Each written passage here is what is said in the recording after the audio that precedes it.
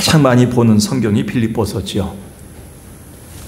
이 말씀 속에서 오늘은 설교 주제가 기쁨입니까? 피로감입니까? 기쁨이냐? 피로이냐라고 주님이 묻고 계신다는 것이죠. 빌립보 교회는 피곤한 교회였습니다. 기쁨이 없었습니다. 바울은 그런데 기쁨으로 이 편지를 쓰고 있기 때문에 기쁨의 서신이다 라고 17번 정도 형용사 형태, 부사 형태, 명사 형태로 기쁨이란 말을 표현해주고 있습니다. 성령의 열매는 희락이죠. 희락. 성령의 열매로 희락이란 말을 표현해주고 있습니다. 이사야 3장 9절에 보니까 이사야가 유다 백성들이 특히 예루살렘에 있는 주의 자녀들이 하나님 앞에서 죄를 지어서 저들이 벌을 받고 심판을 받게 된다는 얘기를 듣고 혼비백산했어요. 나라의 위기가 오고 나라가 망한다는 얘기를 듣고 혼비백산했는데 그걸 이렇게 표현합니다. 이사야 3장 9절에 그들의 안색이 불리하게 증거하며 그들의 죄를 말해주고 숨기지 못함이 소돔과도 같다. 이 말을 좀 쉬운 성경으로 보니까 그들의 얼굴이 스스로 슬픔을 드러낸다. 그들의 얼굴이 스스로 근심을 나타내고 있다. 그들의 얼굴을 보면 죄가 드러나고 그들의 얼굴을 보면 숨기지 못한 어떤 고통이 드러나고 있다. 굉장히 정확한 표현이죠. 그러니까 사람의 안색이 안 좋다라는 것은 뭐냐면 색깔이 벌써 달라져요. 파란색이 되죠. 검지요. 근데 기쁨이 있는 사람들은 하얘요. 그리고 즐거움이 있는 사람들은 피부가 참 뽀예요. 뭔가 달라요. 그래서 안색은 숨길 수가 없어요. 그래서 사람이 40살이 되면 자기 얼굴에 책임을 져야 된다라고 얘기하죠. 왜 목사님은 항상 얼굴이 굳어 계십니까? 제 사진을 항상 보면 항상 굳어 있어요. 이제 저희 집에 같이 사는 분이 있습니다. 장모님의 따님의 그 언니인데 웃지 않으시니까 넘어가겠습니다. 저희 사모가 항상 얘기해요. 왜 얼굴이 굳어있냐 사진을 보면. 제가 사진을 보니까 항상 굳어있어요. 다른 목사님들은 하는데 난 항상 이렇게 얘기했어요. 개척교회 하면서 너무 힘들어서 목회하면서 너무 힘들어서 웃을 일이 없어서 이렇게 얘기하고 싶었는데 얘기할 수가 없어요. 근데 안색이 제가 목회를 어떻게 하는가를 말해주기 때문에 제가 충격을 받았어요. 10년 전부터. 그래서 어떻게 얼굴을 고쳐보려고 성형수술도 고민했고 하나님이 만져주시는 성령의 보톡스를 맞기 전에 안 되더라고요. 근데 여기에 빌립보서 보니까 바울은 얼굴에 성령의 보톡스를 맞고 내일 당장 죽을지 모르는 그 감옥 로마 감옥에서 빌립보 교인들에게 기뻐하노라. 기쁘다. 기쁘다. 아파서 기쁘다. 내가 고통받아 기쁘다. 너희 때문에 기쁘다. 모든 게 기쁘다를 17번이나 외치고 있어요. 아, 우리의 사역은 기쁨인가 피곤함인가 둘 중에 하나구나. 피곤하면 안색이 굳어지고 기뻐지면 안색이 밝아진다. 우리를 만드신 하나님 알겠죠. 예를 봅시다. 누가복음 10장 17절에 보면 예수님이 70명의 제자들을 전도 보냅니다. 전도하러 간 70명이 두 사람씩 전도하다 돌아왔는데 얼굴이 희색이. 왜? 손 들고 예수 이름으로 명하느니 귀신아 떠날지어다. 막 귀신을 쫓아내고 왔는데 전도하고 갔는데 전도의 결과가 너무 좋은 거예요. 성경을 이렇게 그거 있어요. 지금까지는 너희가 예수님이 전도를 위해서 70인의 제자를 파송했는데 저들이 기쁨으로 돌아왔더라. 그때 예수님 한마디 하시죠. 귀신들이 다 쫓겨간 것으로 기뻐하지 말고 너의 이름이 어디에 기록된 거? 하늘에 기록된 것으로 좀 기뻐하라. 기쁨의 그 원천을 얘기하죠. 그리고 또 요한복음 16장 24절에는 요한이 지금까지는 너희가 내 이름으로 아무것도 구하지 아니하였으나 이제 구하라. 그리하면 받으리니 너희 기쁨이 충만해질 것이다. 그러니까 기도 응답이 하실 때 기쁨이 온다 그랬어요. 그러니까 전도할 때 기쁨이 오고 기도 응답을 받으면 기쁨이 와요. 그 다음에 사도행전 2장 46절에 보니까 저희가 모여서 날마다 마음을 같이하여 성전에 모이기를 힘쓰고 집에서 떡을 떼며 기쁨과 순전한 마음으로 음식을 먹었다. 구역 예배 보면서 깔깔대고 웃게 되고 예배당에 와서 깔깔대고 웃게 되면서 기쁨이 솟아난다 그랬어요. 예배 중에. 그것뿐인가요? 사도행전 5장 41절에 보니까 사도들은 그 이름을 위하여 예수의 이름 때문에 능력을 받은 일에 합당한 자로 여김으로 기뻐하면서 공회 앞을 떠나니라. 그러니까 사도들이 복음을 전하다가 고통을 당했어요. 매를 맞았어요. 고통을 당했어요. 예수 때문에 고난을 당했어요. 고난 당하는 것을 보면서 내가 하나님의 자녀가 됐구나 하면서 증거가 되니까 기뻐하는 거예요. 그러니까 성경 전체는 뭐냐면 예수 잘 믿으면 피곤함이 아니라 기쁨이 생긴다라고 결론을 맺고 있습니다. 요약하자면 성도의 성숙의 열매는 얼굴에 나타난다라고 얘기한 것이죠. 근데 빌립보서에서 바울은 유독 그래서 마지막 죽기 전에 이 편지들을 몇 장 쓰는 것 중에 하나가 옥중서신이죠. 거기 옥중서신에서 빌립보서에서 바울은 뭐냐면 기쁨이 묻어나는 모습으로 성경을 쓰는데 가장 피곤한 교회, 하나님의 일을 하면서 가장 싸움이 많았던 교회, 늘 피곤하고 지쳐있는 교회인 빌립보 교회를 향해서 이 기쁨의 서신을 쓰고 있는 것에는 우리한테 주는 의미가 큽니다. 제가 어제 밤서부터 지금까지 마음의 기쁨이 없어요.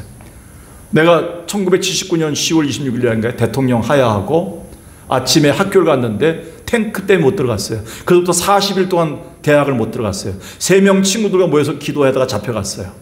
보안사에. 그리고 그 당시에는 모여서 노래만 해도 잡혀가고 항상 대학교 교정에는 2-3명이 모일 수가 없었습니다. 그때 데모만 경험하며 자랐습니다. 제가 그 계엄 시절을 보냈기 때문에 계엄군 하면 벌써 겁이 나는 거예요. 방망이 들고 와서 패고 잡아가고 그리고 어떤 친구하고도 수근수근 얘기를 못해요. 얘기하면 큰일 나니까. 그런 시절을 보냈기 때문에 어제 우리 지금 사신 분들, 지금 젊은 세대들은 계엄령이 뭔지 잘 모르는 것 같아요.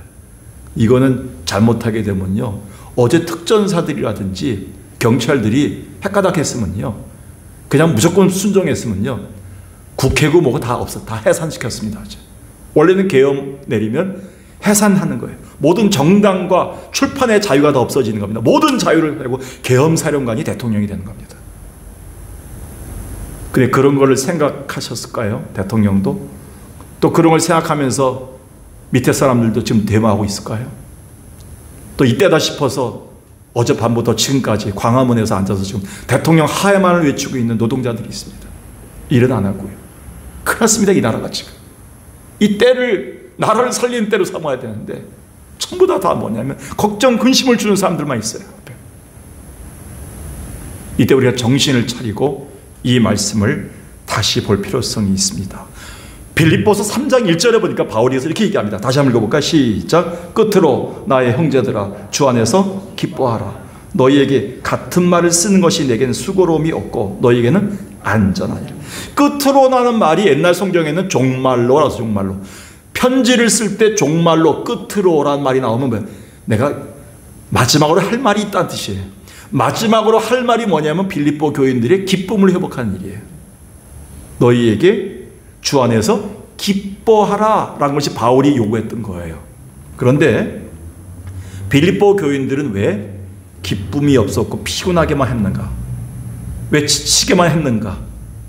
성경은 우리에게 그 배경에 있어서 두 가지를 보여주고 있습니다. 첫 번째가 뭐냐면 저들의 기쁨과 저들의 참 예수 믿는 그 즐거움을, 풍성함을 앗아갔던 첫 번째는 뭐냐면 우리가 알다시피 성경의 2절에 보니까 개들을 삼가고 행악하는 자들을 삼가고 몸을 상해한 일을 삼가라. 이 세 부류는 같은 부류입니다.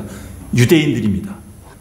바리새인들입니다. 사두개인들입니다. 그 당시 예수님을 배척했던 자들, 저들은 뭐예요? 율법을 처음부터 끝까지 다 외워요. 율법 뭐 하면 다 외우는 사람들이에요. 율법의 문지방이나 자기의 이마나 손에다가 전부 성경 구절을 쓰고 다니는 사람들이에요. 성경 다 외워요. 성경 박사들이에요. 기도 박사들이에요. 금식 박사들이에요. 11조 박사들이에요. 근데 뭐냐면 예수님이 가장 싫어하셨어요. 저들이 왜 기쁨이 없었을까요? 형식주의, 기독교의 가장 큰 적, 외식주의입니다. 예수님이 오셔서 회칠한 무덤이라고 하자면서 저들을 향해서 뭐냐면 겉과 속이 다른 외식하는 자들아 그랬어요. 외식하는 자. 자, 연극하는 사람이 나와갖고 자기 집안에 어려움이 많고 자기 지금 애인하고 갈등이 있어 싸우고 자기 집에 아기가 교통사고 나서 어디 병원에 입원했는데 그거를 다 드러내면서 연극합니까? 그날은 아주 기쁨으로 나와서 뭐 재미있는 성공 스토리를 얘기한다면 가면을 쓰고 나와서 하죠. 그때 가면을 쓰다 히포크라이테스, 하이포크리 그 말이 뭐냐면 가면을 쓰다라는 말이 외식입니다. 그러니까 신앙의 가면을 쓰고 다니면 늘 뭐냐면 가면을 벗기 전까지는 기쁨이 없어요. 저와 우리 황 목사님이나 우리 김진기 강사님 같은 경우도 많이 경험하고 있어요. 왜냐하면 목회자가 24시간 365일 항상 기쁘진 않거든요. 근데 이것이 겉으로는 기뻐하면서 나타나지만 속으로는 막 힘들 때 오래 지속되게 되면 외식주의가 되어버려요. 사람들 앞에서는 의식적으로 웃는 척 하면서도 내 마음에는 갈등하고 저주하고 미워하고 할 수도 있어요. 이런 것들이 지속되는 게 뭐예요? 외식주의입니다. 겉으로는 주여 믿습니다 하면서 뭐 속으로 자꾸 의심하는 거예요. 교회가 잘 되길 원합니다. 선교하길 원합니다. 우리 교회가 부흥되길 원합니다 하면서 헌금도 없고 기도도 안 하고 그리고 교회를 위해서 사랑하지도 않고 베풀지도 않고 이런 거예요. 그 외식주의예요. 너무나 이런 일이 많아요. 교회에선 비판하고 뭐 뒤에 딴 얘기하면서 목사님 사랑합니다. 그리고 뭐 장로님 사랑합니다. 우리 권사님밖에 없어요 하면서도 뭐 뒤에서는 수군수군 외식주의예요. 신앙의 외식주의가 기쁨이 없어져요. 여러분 경험하셨을 거예요. 전 경험했어요. 겉으로는 설교하는데 속으로는 살지 못할 때 그날 집에 가서 아내하고 나하고 굉장히 불편합니다. 당신은 그렇게 살지 못하면서 어떻게 설교하셨어? 이런 얘기를 하는 것 같아요. 사람들이 다. 목사님은 그렇게 안 살면서 왜 우리한테 설교를 해? 이렇게 듣는 것 같아요. 제가 성도들을 만나기 힘들 때가 많아요. 외식주의가 길어지게 되면요 형식주의가 되고 바리새인이 될 수가 있어요. 빌립보 교회는 이 유대인들로 말미암은 개들이 있어요. 개들이 뭡니까? 한번 뱉어놓은 거 뭐예요? 뱉어놓은 거 뭐예요? 개운 거 다시 먹는 거예요. 개들은 자기가 토했던 걸 또 먹습니다. 토설했던 걸 그걸 개라래요. 그 당시 애완견 개를 얘기하는 것이 아니라 들개들을 얘기합니다. 다니는 여기서 말하는 헬라어에서 우리가 회개합니다. 교회 사랑합니다. 당신 사랑합니다. 이제는 용서합니다. 해놓고 또 돌아서 뭐냐면 내가 언제 그랬어? 돌아서는 거예요. 또 뱉어놓은 거 회개한 거 십자가 예수 믿겠다. 예수 따르겠습니다. 하는 말 하루아침에 번복하는 거예요. 그 개들을 상가라 했어요. 그 유대인들의 모습이었어요. 행악하는 자들. 하나님 앞에 말씀은 번드르르하게 우리가 들으면서도 아멘 하면서도 뭐예요? 돌아서 뭐예요? 노맨이에요. 행악하는 거예요. 너희가 선을 알고도 행치 아니하면 뭐라 그랬어요? 죄라 그랬잖아요. 야고보서 4장 17절에서 너희가 선을 알고도 행치 아니하면 죄니라. 행악의 행악. 행악이 뭡니까? 알면서 하지 않는 거예요. 사랑해야 되는데 용서해야 되는데 가야 되는데 아멘 하고 안 가는 거예요. 죄가 되는 거죠. 우리가 죄가 쌓이는 겁니다. 우리가 그런 부분에 있어 우리는 유대인들의 모습 속에는 뭐예요? 그게 빌립보 교인들 전체의 분위기가 되어버리니까 기쁨이 사라진 거예요. 그리고 몸을 상해하는 게 뭐예요? 할례파들이 생겼어요. 세례를 받아야 된다. 뭐 초급반을 뛰어야 된다. 여기 과정을 거쳐야 된다. 할례를 행하면 그게 구원받는 줄 알았어요. 할례를 마음으로 행해야 돼. 거듭나야 되는데 겉으로만 신앙의 할례를 한 거예요.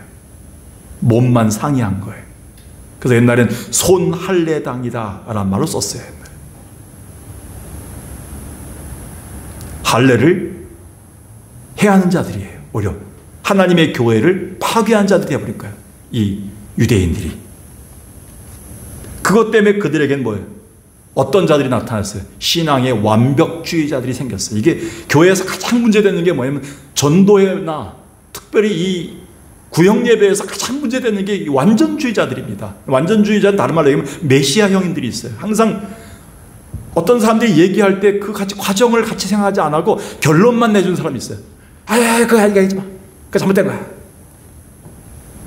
그거 네가 잘못된 거야.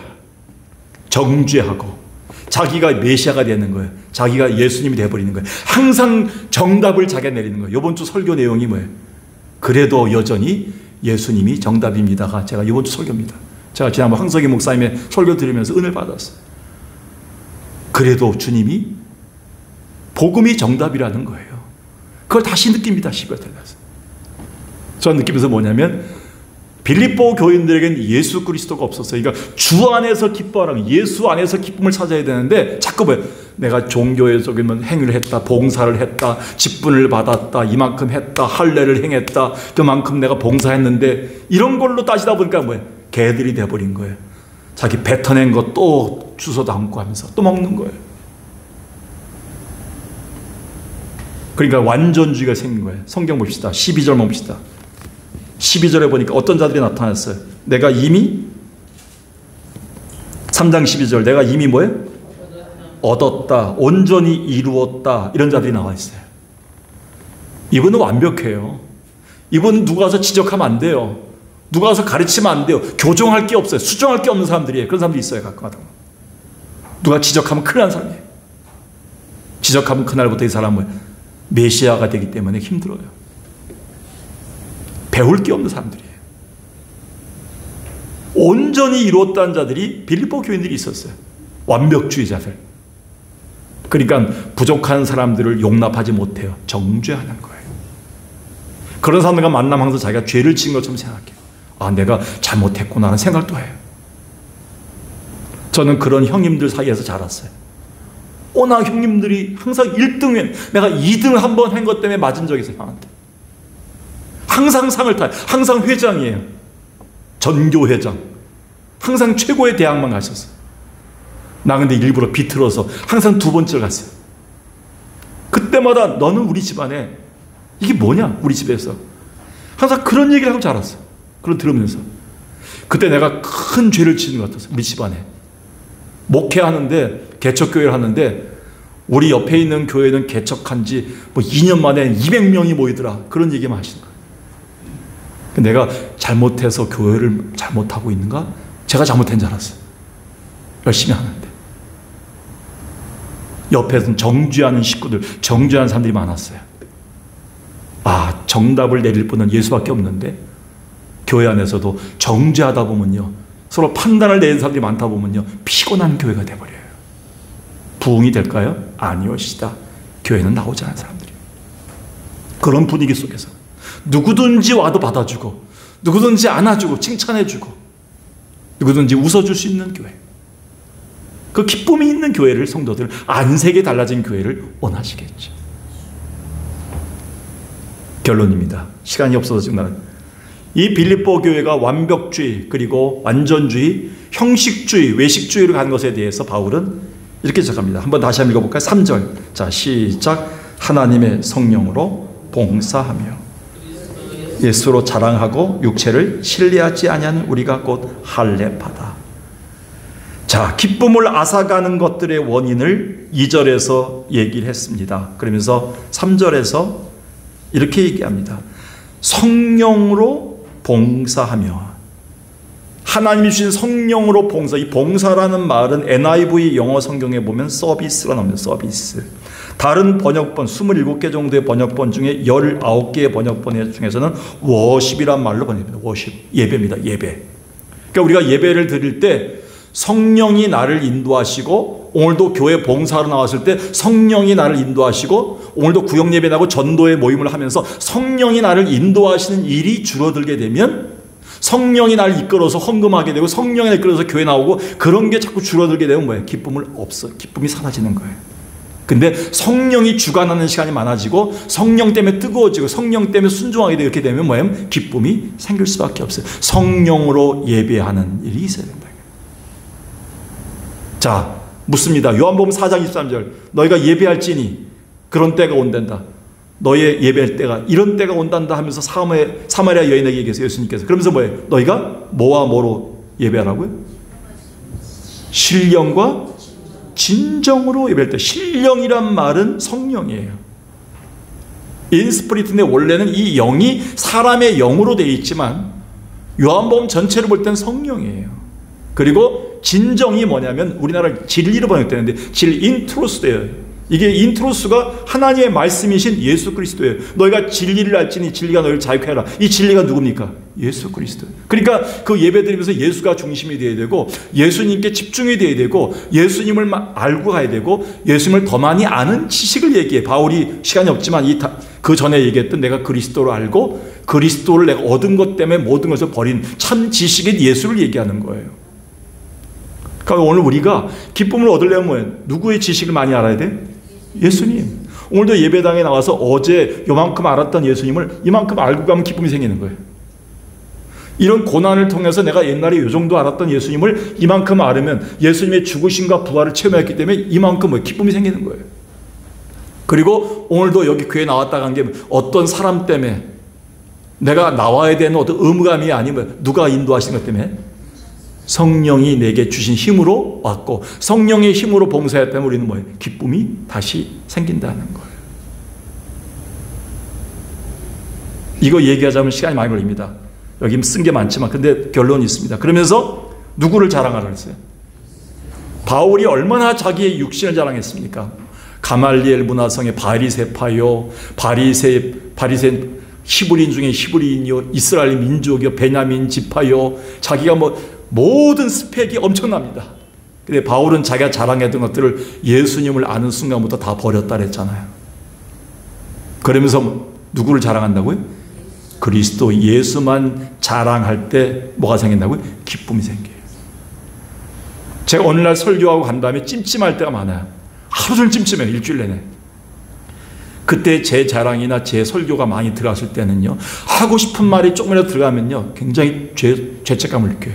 그때는 기쁨이 없어요. 근데 하나님이 주실 말씀만 전하고 가는 날이 있어요. 그때는 너무 기뻐요. 하루 종일. 그걸 진짜 경험했습니다. 순수하게 100% 하나님 주신 말씀만 전할 때가 있어요. 근데 어느 날은 제 감정이나 생각이 인간이기 때문에 2%, 1%로 들어갈 때가 있어요. 그때는 내 마음이 기쁘지가 않아요. 그리스도 예수만 자랑했는가? 오늘 간증해서, 오늘 모임에 가서, 오늘 내가 식사를 내면서, 오늘 내가 같이 모임을 하면서, 오늘 예배당에 다녀오면서, 오늘 내가 누구 친구와 만나면서 예수만 자랑하고 들어가면 그날이 뿌듯해. 남는 게 뭐라고요? 기쁨으로 돌아오더라. 바울은 그걸 주 안에서 기뻐하라 라는 말로 말하고 있는 것이죠. 사랑하는 여러분, 오늘 우리의 삶 속에서 기쁨을 왜 잃어버렸습니까? 기쁨은 너무 신앙의 형식의 옷을 너무 많이 입어서 그래요. 외식을 자꾸 하기 때문에요. 여러분, 주님이 원하시는 것은 여러분의 속마음을 그대로 내려놓기를 원해요. 예배 시간마다 있는 그대로 내려놓고 울기를 원해요. 아프면 아프다고 얘기하셔야 돼요. 고독하면 고독하다고 주님 앞에 얘기하셔야 돼요. 예배당에 나와서 친구한테, 목사님한테 힘들면 힘들다고 좀 얘기하셔야 돼요. 기도도 받으셔야 돼요. 울어야 돼요. 같이 와서. 솔직할수록 여러분들은 형식의 옷을 벗어버리고 내 안에 주님의 성령의 옷을, 치유의 옷을 입게 되는 거예요. 빌립보 교인들은 너무 완벽주의에 빠졌어요. 완전주의에 빠졌어요. 여기까지 이러면 된다. 이만큼 했다. 이만큼 교육받았다. 이 정도면 됐다. 그러니까 다른 사람들 함부로 생각하는, 판단하는 거예요. 신앙이 오래될수록 조심해야 됩니다. 그건 우리 마음에 평강을 잃어가고요. 기쁨이 잃어가고요. 공동체에서 기쁨과 웃음이 없어져 갑니다. 그런데 진짜 우리가 두 가지를 알아야 됩니다. 성령으로 예배하고 봉사하는 섬김을 배워야 됩니다. 성령이 나를 주관하시도록 내려놓는 훈련이 필요합니다. 예배당에 올 때는 성령께 맡기고 나오셔야 돼요. 누가 무슨 말을 해도 성령이 인도하시는데, 저분이 얘기하신 것도 성령이 인도하시겠지라고 받아들여야 돼요. 그리고 우리가 뭐냐면 누구만 자랑하라고요? 그리스도 예수만 자꾸 드러내도록 자랑해야 돼요. 그렇게 되면 우리 마음속에 주님이 원하시는 피곤하지 않은 기쁨으로 나가는, 이 세상을 역전할 수 있는, 오늘도 여러분들이 사탄 마귀가 넘보지 못하는 주의 백성이 될 줄로 믿습니다.